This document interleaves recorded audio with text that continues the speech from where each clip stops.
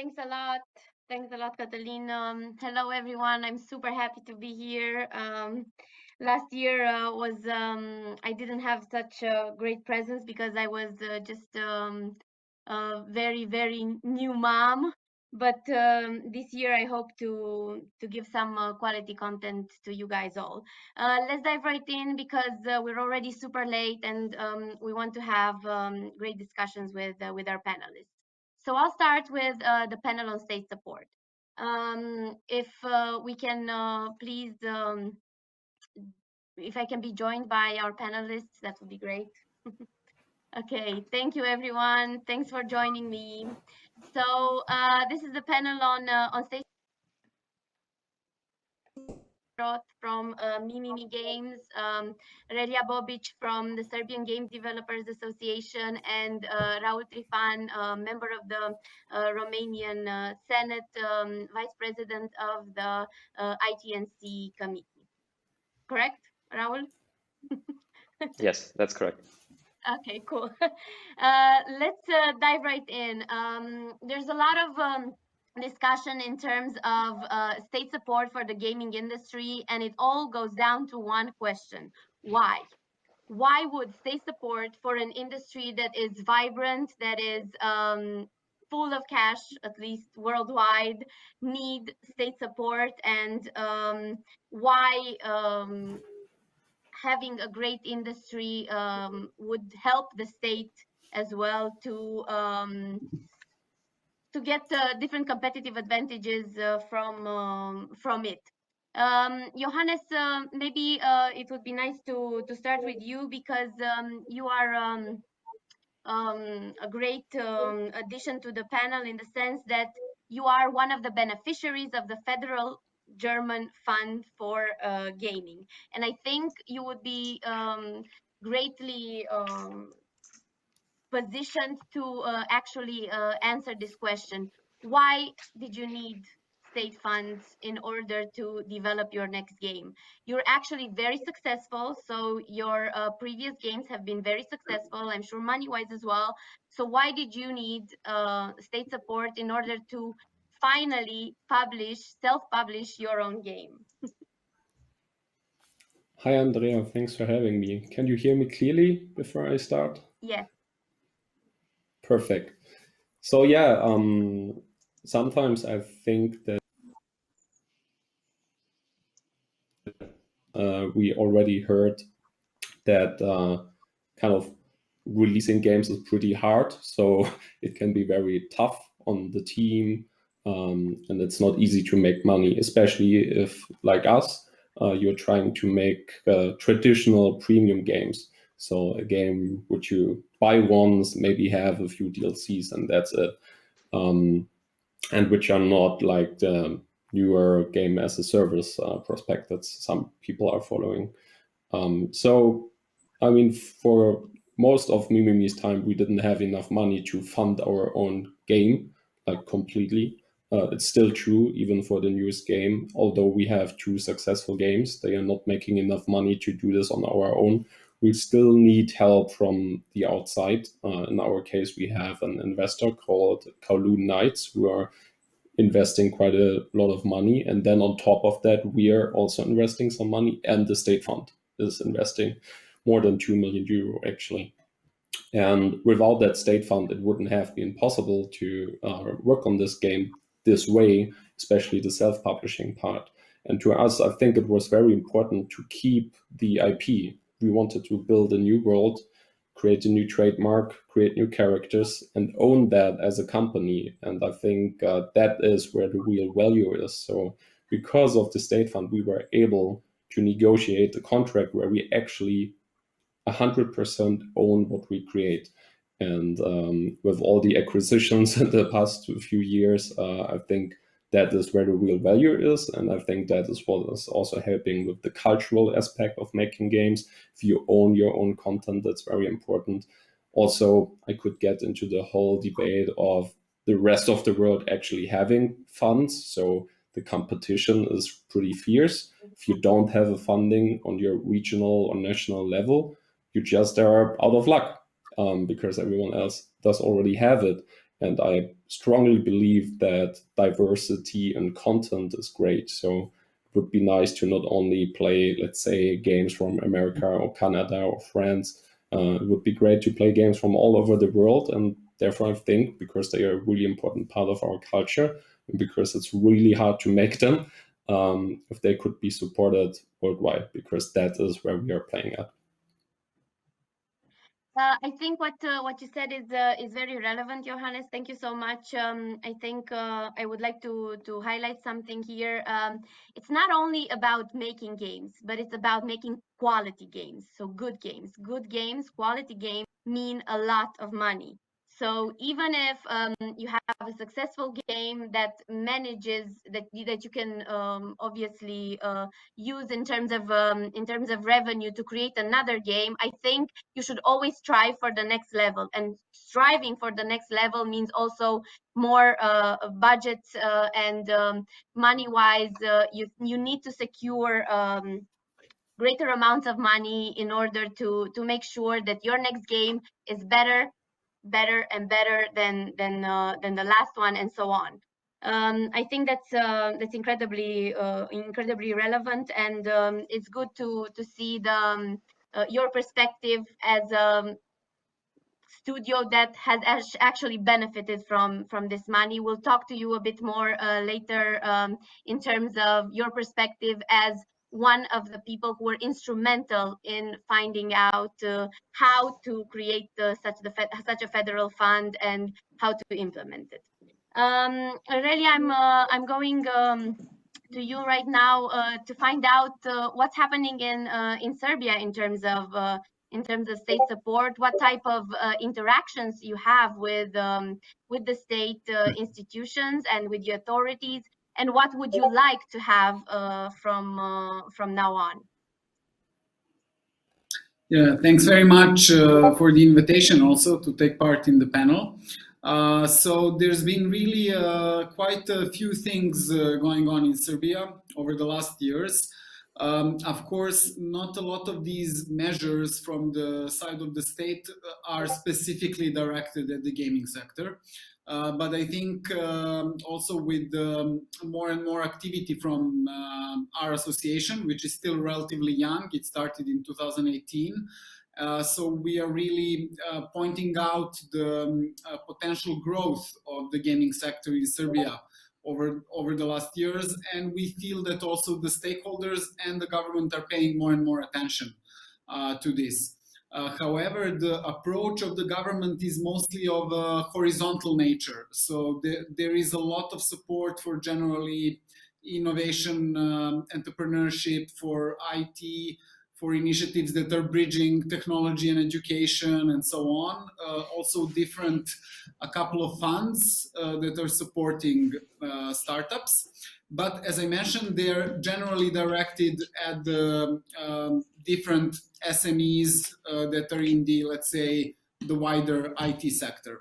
For example, what we are doing right at this moment, there is an institution in Serbia called the Innovation Fund, which has regular calls for funding during the year. And now, in collaboration with the World Bank, they are starting an accelerator program called Catapult. So, for example, SGA for this particular open call is supplying mentors from our community. So we want to make sure that in case that any of the gaming startups apply for this accelerator program, they will be getting the the kind of mentorship support that they need to have. And the program itself is really interesting. It provides 3 months of mentorship support as well as financial support in 2 tiers, up to 20 and up to 50,000 euros. And then over the next 9 months, in case that the startup secures some investment or funding on the side, the state is going to match that with 100%. So if they fundraise 50K, the state will provide another 50K in funding. So I would say we are lucky to have some programs like that, but also there is a lot to be done, I think, in the future. And it would be nice to see in a couple of years down the line that we have a program that is maybe completely dedicated to the gaming sector, because over the last years we've been having around 20% annual rise in all the numbers in our ecosystem, which is a pretty good result. Finally, to maybe answer a bit your question about why is this important, there is of course the perspective from the studio. So the studio of course needs funding to make better and better projects. From the perspective of the state, I think the main thing, at least in Serbia, is looking at it through the employability prism. So we have a rising an industry, a niche within IT that is on the rise. We have around between 2,000 and 2,500 jobs in this industry in Serbia. And we have a big demand for talent, which is the situation, I guess, in most of the regions. So for the state, it makes sense to invest in these sort of startups and companies, because as the companies will, develop and need more people, this will make for more, jobs and open positions that hopefully we can fill in with, high quality experts that are also coming from universities that are now lately in Serbia introducing some gaming related courses. And SGA is kind of trying to be part of all of these processes. So we also see it as a kind of from a wider angle. Yeah, thanks a lot, Relja. That's actually very relevant, and we have Serbian game developers as participants today here, so I'm sure it was also relevant for them to have a recap in terms of what's going on in Serbia right now about the state support.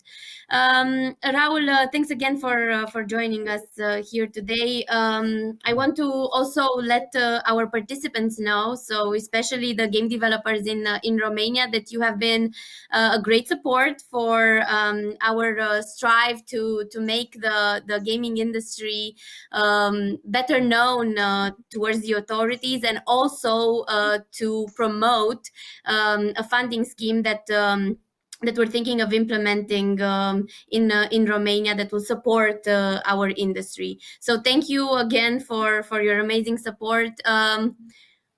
Again, with the same question, why? Why did you find this relevant? Why you think in your position as a member of the Romanian Parliament that helping this industry be sustainable and be developed, growing in a sustainable way is helpful to the Romanian state? Okay, so first of all, can you hear me fine? Yes. Okay, well, thank you for the invitation, and I'm really glad to be here. As you said, I'm a supporter of the game development industry, but on a much larger scale, I'm a supporter of all creative industries. And that's because, as my panel colleague said just a few minutes ago, this implies working on a proprietary IP, and this is very important. The problem that we have right now in Romania is that we tend to work on other companies' projects. This is what is called outsourcing. We have great people in Romania, but we don't have a lot of great ideas. And I'm talking about ideas that can be developed into successful products, global products. So what I'm trying to do in the Romanian Parliament right now, together with my colleagues, is that we need to change this trend and incentivize companies to develop new proprietary IPs.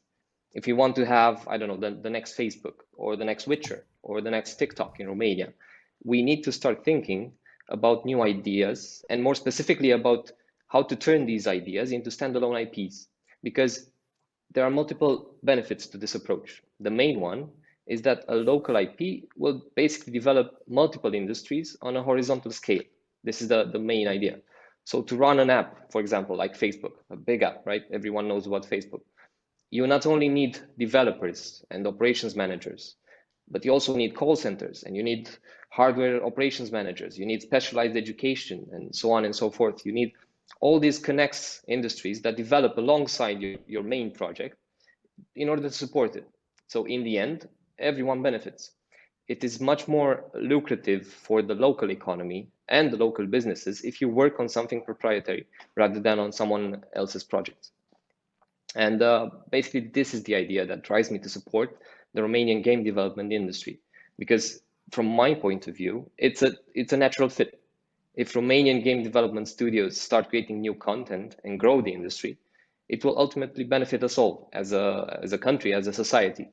In my view, growing this part of the IT/creative industry, because this how the industry works, this is an important part of getting to where Romania should be in the next decade.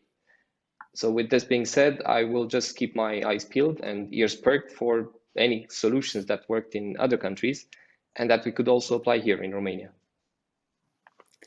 That's amazing, Raoul. Thank you so much for what you just said right now. I think that's very relevant. I think the economies of scale of the industry, especially when you do IP, and also the value added per professional working in the industry is much greater if you do your own IP and are successful than any other let's say gaming or IT related types of products and services.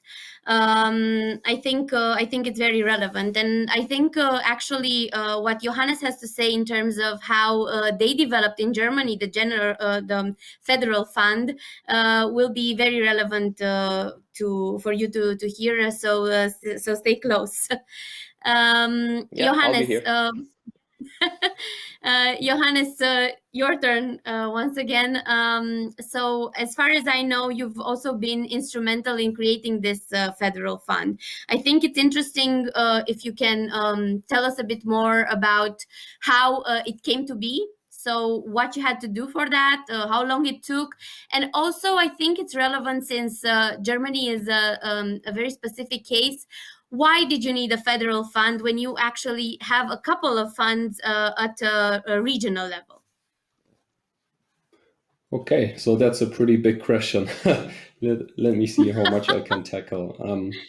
Let me start with the fact that I was just part of the journey. So there are a lot of people involved in this process. I wasn't the one leading it or anything. I just followed every little step, and I can certainly give you an overview of some of the problems we were facing. So in Germany, we have those regions like Bavaria, where Mimimi is located.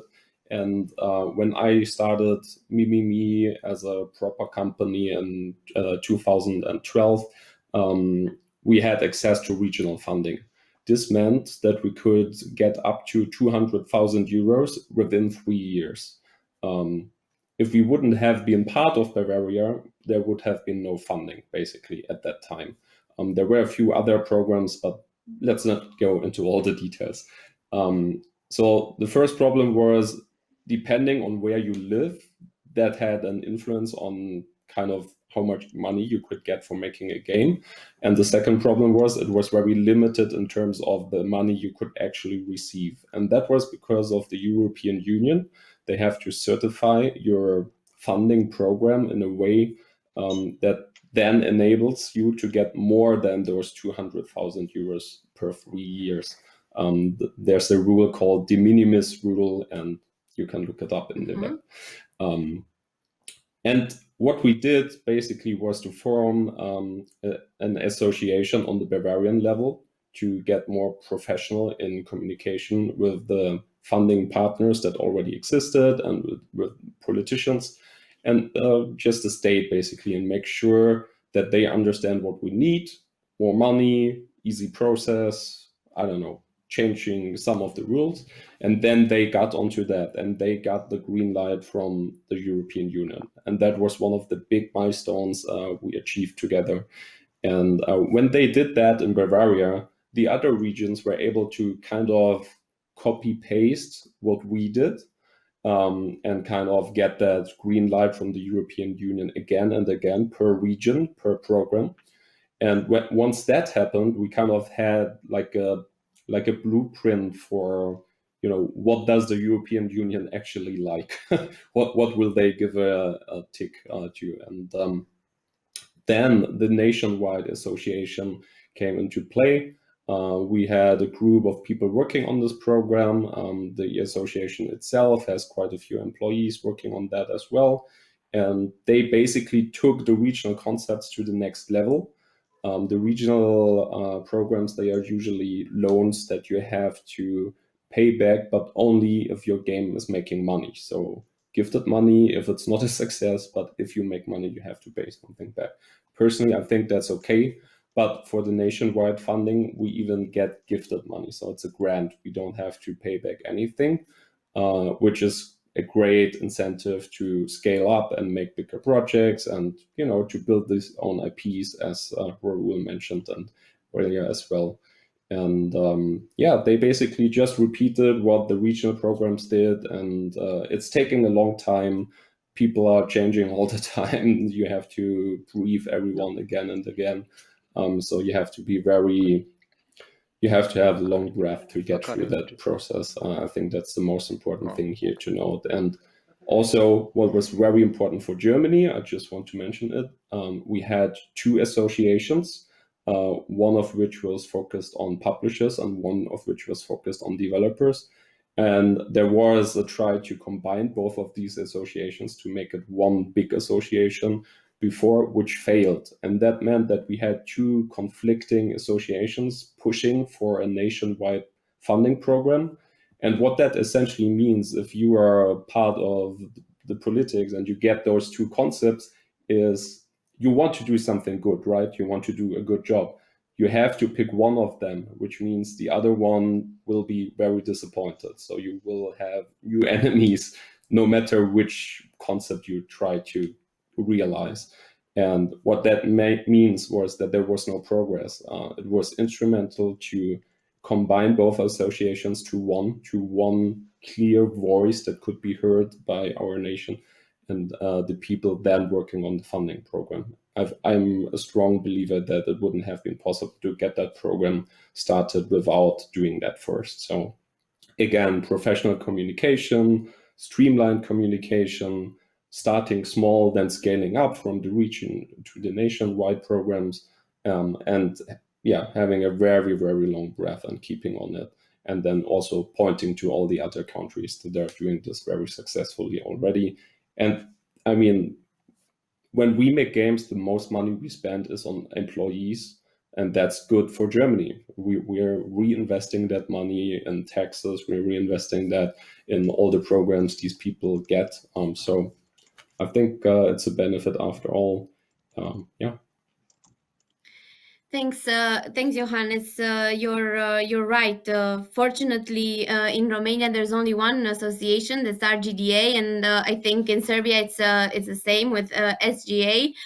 So that's definitely helpful. I also want to touch on the last point that you've made. I think that's very relevant in terms of the money that the state gets out of the money that they actually put into it. We have an example in Finland, for example, where for every dollar spent by the state, they got back 17. So that's quite a big return, and I think this is something that not a lot of industries can say that they can achieve once they're fully on and successful and mature enough. So definitely, the industry is a very risky industry, and that's the reason why we need state support. But because it's risky, it's also a very liquid market, and can be very successful in terms of revenue brought inside the country. So I think that's quite relevant. I would like to touch a bit upon the question between tax incentives. I think that's very relevant in terms of what type of funding scheme Romania, for example, needs in order to sustainably develop, because a lot of people say that tax incentives are much easier to maybe put into place. However, it's my belief that the grants are needed at this point, at least even at seed level, but not only at seed level, also going a bit further for higher quality games for bigger sums of money, so higher than the de minimis threshold, because I think the tax incentives mostly help the companies that are at least at one at a certain level of development, right? But in order to reach the SMEs that are able to sustain themselves and so on, they need money, real money, grants offered by the state in order to create these games, to get the revenue, to need the tax incentive. I think that's something that needs to be said. So, and I was wondering in terms of what you guys are doing in Serbia, Relja, because as far as I understand, you're not doing anything not necessarily 100% game related, but making sure, at least at this point, that the incentives that are kind of related to the industry are available also for Serbian game developers. Yeah, that's true. I mean, we are in a way kind of for now, I would say, tagging along the wider, number of measures that are employed by the government on the ITC sector, because they are seeing it, and judging by the numbers, it's one of the biggest export sectors of Serbia, besides like fruit and some niches of agriculture and food production. There's a number of incentives on the level of tax reductions, or for example, if you want to hire a foreigner in a company in Serbia, so this is very relevant for gaming or IT companies chasing for senior, positions, then they are getting kind of some deductions in the first 1 or 2 years. Then there are different incentives for R&D. So you can basically use a good part of your R&D costs to deduct them from the taxes. There's also some incentives related to the equity shares of the founders, and then that related to their tax obligations and so on. So all of these measures are basically focused in general on IT startups. So our aim is kind of to make our members and the wider game dev community in Serbia aware of them, because also sometimes people in gaming are not really maybe perceiving some of the things that they are available to them, because they are usually very focused on their projects. It's always kind of a labor of love, and also because smaller teams are usually more creative people that maybe don't have biz dev people on their team, or is the same person doing creative direction and biz dev if it's like a bootstrapped team. So these things can be kind of a challenge for have regular programs for the members, where we are also involving representatives of the government or of different ministries or development organizations, where they are talking to them about how beneficial some of these measures can be in their case, and having Q&As and so on. So that is kind of where we are at the moment. Really, I think that's again, I feel I'm saying the same things over and over, but I think that's actually very relevant. What we're trying to do for the past 2 years as well in Romania is exactly that: make sure that the authorities are aware of the industry, and make sure that the cross-sector funding schemes and the cross-sector help that the government can give to specific industries where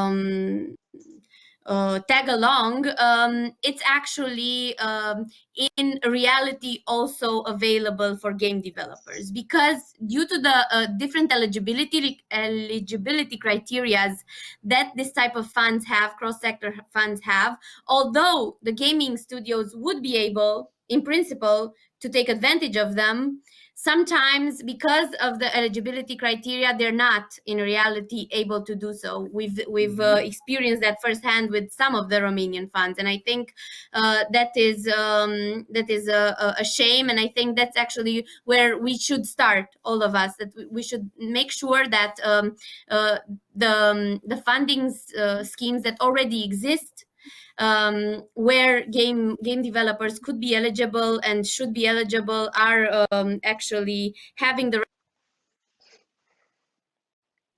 right to do so.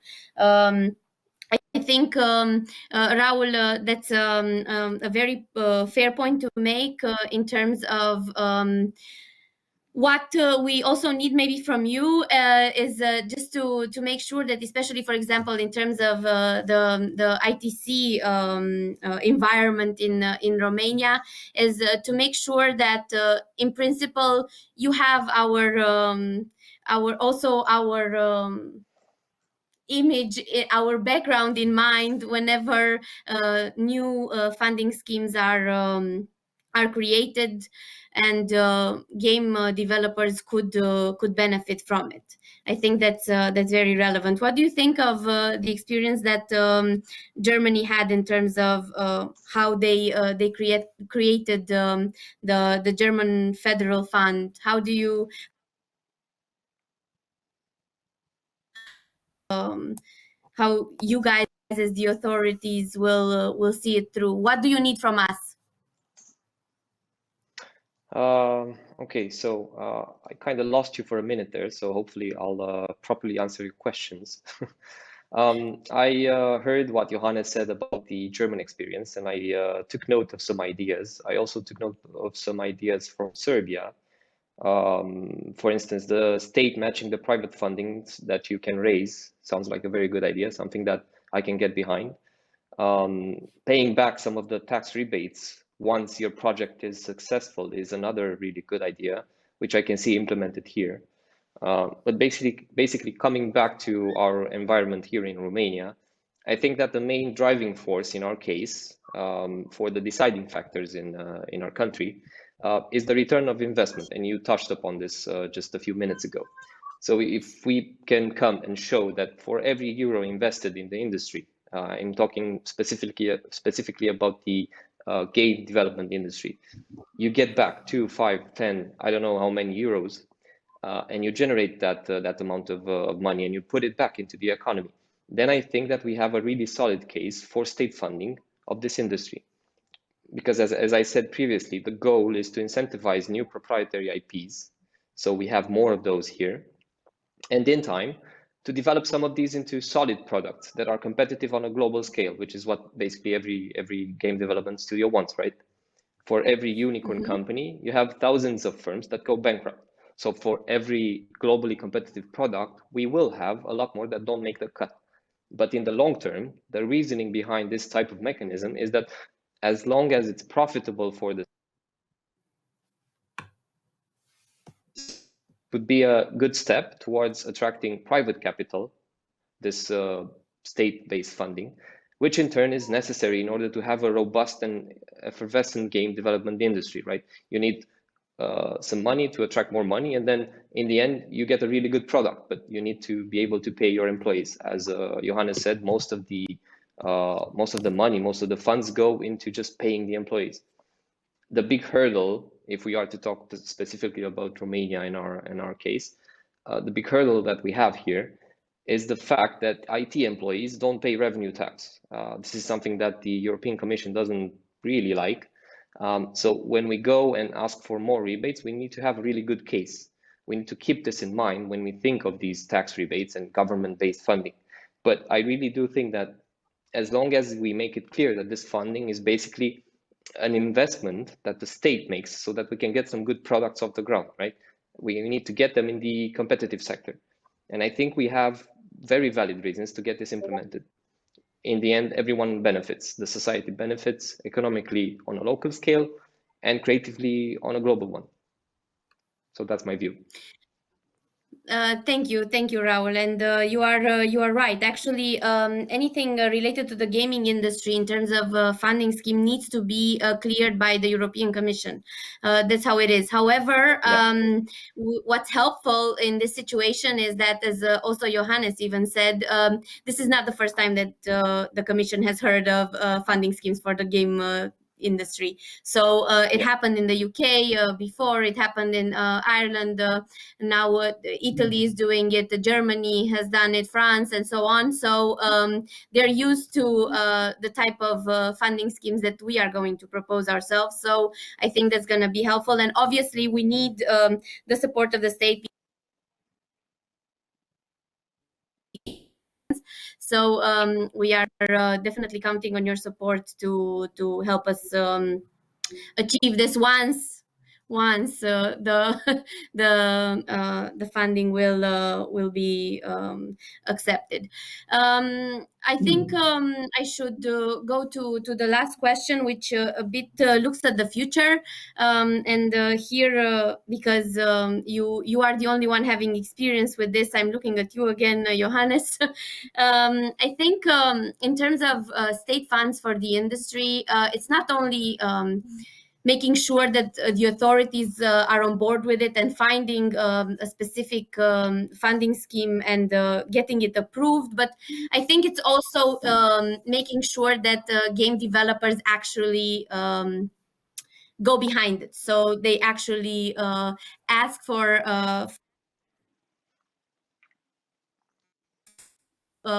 in a way assimilate the budget that the government is stacking aside for this specific fund. I think that's an actual very legit problem and let's say issue that needs to be raised, because obviously the budget once it's put in place for a certain scheme, then it will be hard to take it from there because it hasn't been used and put it in another place. So how does it look in terms of people actually applying for the fund and getting the money that was put aside for them? How does it look in Germany? I'm sure that after every call, percentage of the budget actually allocated being used increases. Yeah, so I want to add one more thought because we have talked a lot about using existing programs and making them, opening them up for the games industry, or even just making sure that game devs know about these existing programs. While I think that's a really good thing to do, in our experience, it's not what will really help. In our experience, the game development studios, they need a very specific kind of funding that is catered toward creating this kind of content. Often the movie-based funds are being kind of reused, for example, or technology-based research funds are being reused for the games industry. And there are a lot of problems with that. So I would just say try to kind of focus your time investment on building a program specific for game development. That's just in our experience, and I'm pretty sure our association would be very happy to talk about these issues as well, because we were doing the same thing. For the current funding we have, I mean, obviously people are very interested. I think there are studios that really depend on the money right now, or studios that are taking a lot of chances, that maybe are even increasing their risk, but also increasing the potential profit that they could get. Still, at the same time, I can see it's not too easy to use up all the money that is allocated to this fund. There are different reasons to that. Maybe the process is sometimes too complicated for the studios. And I'm very glad that our partners that are working on this fund, they are really trying to improve on that. But sometimes maybe there are specific rules that just mean that some kind of studio can't really apply, or that there's too much overhead involved in the project, in the funding process. So again, I think the communication between the actual industry, the association, and the people who have to kind of create the grant or the tax incentive or whatever works for your specific region, it has to be going on all the time. Our program has been greenlit quite a while ago, but we're still working on and iterating on it, very much like we do with games. Games also have to be always iterated to become a great project. And it's the same with the fund. We have to learn from real world cases. What are the problems? What's holding people back to apply? What's creating too much overhead, and try to improve that. So in that regard, I would also advise to talk to all the existing funds. No problem. Sorry, I had a lag, so it was quiet on my end, but you were still talking. I just wanted to mention that I think in these kind of processes, associations definitely can play a key role. My own experience, because I've been working in a different field prior to joining the SGA team, and I was involved in a lot of international projects funded or co-founded by the European Union in the field of culture and creative industries. So my impression was that also game development people, they're not really familiar with this sort of format of accessing financing, you know. Exactly. So also, of course, the administrative challenges that come along with that. So of course, people who are developing games, they are thinking about, you know, revenue streams and so on and so on. So they're thinking about investing money and time and getting kind of direct revenue from the market, and being not successful or successful. So also, even if we go beyond the national level, if we talk about potential Creative Europe media grants or Horizon grants and so on, which maybe can more be relevant for companies doing, let's say, serious games, or some games that also have a kind of narrative, a lot of narrative games. I think Creative Europe has a lot of natus. For Creative Europe, it has to be, as far as I remember, a narrative game, for example. Yeah, so, but still there are a lot of, I think, studios that can fit, you know, some of these calls. So if we talk about specifically Creative Europe, when the next call will be announced, we also plan as an association to organize training and support for our members, you know, who want to apply for these funds. And we do that also in collaboration with our partners who are experts in finance or legal or project management.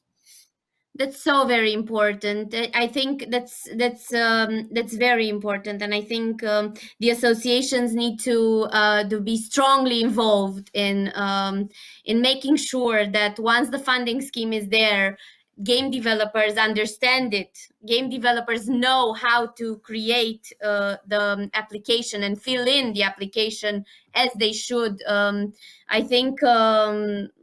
Also, what's relevant is to explain to them why this is worthwhile, because obviously a lot of them will find it not worthwhile.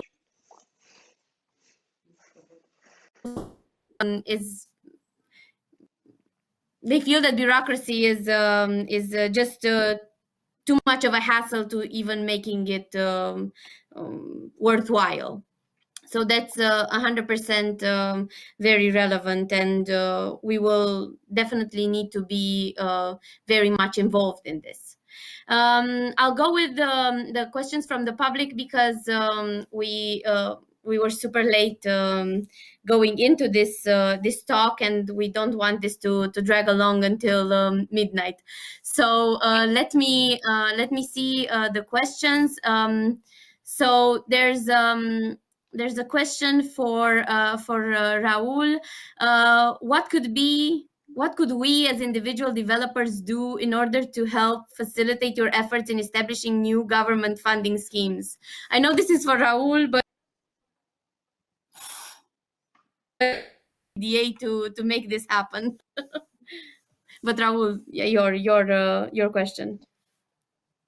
Yeah, it's a really valid question, because whenever you work on new laws or new mechanisms, governmental mechanisms that should help society in different ways, it's very important to have feedback from society. That's like the first level. You need to go to the people in order to understand what the people want, right? Um, I would say that you need to keep close to RGDA, because it's much more efficient if it's an association and not individuals. And I will keep working with Andreea and her colleagues, hearing all the arguments that Johannes and Relja brought to this panel. I think there is merit in the idea of a separate funding scheme just for the game development industry, because I was thinking about it as I was hearing all the arguments, and I think it would be much easier to get this done just as a conceptual level, and get political support behind it, because that's very important whenever you draft new laws. I can really make a strong case, me and my colleagues, of course, about this specific part of the IT industry, IT/creative, which will bring back a lot of revenue in society, because I think the arguments are really easy to explain, and I think everyone will understand. Mm-hmm. Agreed. I think it's relevant, and it's true that it needs to be specific, mostly because it's such a complex industry. So it has very important parts going towards culture and the creative industry, and also a lot of very big spotlights on the IT&C part of it. So I think that's why it makes it complicated for game development studios to actually get money from any other cross-industry type of funding scheme. I think that's very relevant. Johannes, a question for you. Also, how are projects selected for funding in Germany? What institution takes those decisions about who gets money and who doesn't? I just realized that we haven't really talked about how the scheme actually works in Germany. So maybe a quick summary of how it works. So there are different approaches. For the regional programs, there's often something like a jury that votes on which project will be greenlit and which not, which can be great on a regional level, because maybe the jury knows the team in person, and maybe there's a problem with the pitch. They can talk about that. They can get a really deep dive into kind of the applications. For the nationwide program, we thought that wouldn't be a good idea. We chose to have just a very clear process and a certain kind of a fact sheet where you have to tick the right boxes to be eligible for this type of funding. There's no jury, there's no one saying... The cultural test. Yes, for example, but the cultural test you have to do for the European Union, and to be very honest, it's not a problem. So don't be afraid of that at all. Honestly, like every game that makes sense can be part of that fund. But what is very important is that there's no board looking at the idea and then saying this is a good game or this is a bad game.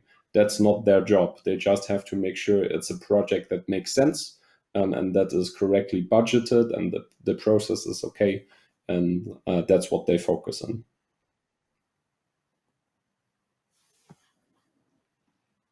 Agreed.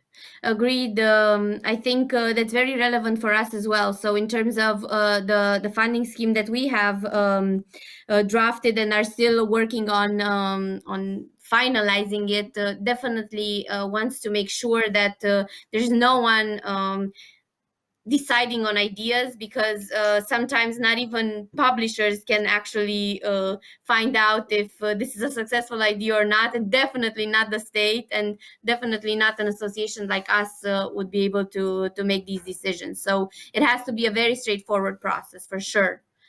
Aurelia, there's a question coming from I suppose from somebody from Serbia. How far along is the process in Serbia currently, and are you actually considering a scheme for the industry specifically, and if so, is there any draft?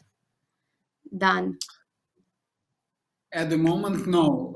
As I mentioned, in the future, we would like to see this taking place, but we had a meeting or a program with a representative of the government earlier this year. It was a program open to our members. When all of these different incentives that are related to the general entrepreneurship or digital entrepreneurship were presented. And this is when they basically express that because they want to avoid any edge cases and different kind of things, they prefer to keep a kind of a horizontal level. However, in the startup genome research of the ecosystem, which included also the Serbian one, blockchain and gaming were actually targeted as the most promising niches of the IT sector. So I think, and this has been like that for 2 years in a row. So having this in mind, I think that in the coming period, we are definitely going to have some leverage, to try and push for some dedicated programs. Ultimately, it doesn't need to be, funding per se, because, for example, over the last 2 or 3 years, we had around 10 of our members, so 10 different companies, got public funding, state funding through the Innovation Fund of Serbia. And this was everything between 30 and 90,000 or 100,000 euros. However, this particular fund also requested from the startups to match another 50%. So, which is also kind of can be a challenge for some. So I think having everything in mind, we didn't hopefully miss too many opportunities so far. And there is definitely an idea to open new ones specifically for the gaming community in Serbia. But until we get there, we as an association want to try to offer all the possible support for game dev companies to use what is available at the moment, either on the national level or on the EU level. So any kind of call for financing that is kind of eligible for the Serbian teams, we kind of like to get it closer to them. Thank you so much, Relja. Thank you. I hope that everything that we're doing at the Romanian level and what you guys are doing on the Serbian level finds great fruition, and we are going to establish Eastern Europe as a very powerful hub of game development in the world from now on. We have amazingly creative people. We have amazing engineering talent here, so it fits right in. So we have to make sure that us as associations do whatever we can to make this potential big. Johannes, thank you so much for joining us and for sharing your experience with the German Federal Fund. I think it has been very relevant. Raoul has also said that it has been very relevant for him. So that's already an amazing accomplishment. And thank you so much. It has been an amazing help, Johannes. Maybe, Relja, you should show this registration to the Serbian authorities as well. Exactly. Raoul, thanks for being here. Thanks again for all your support with our industry. Bear with us.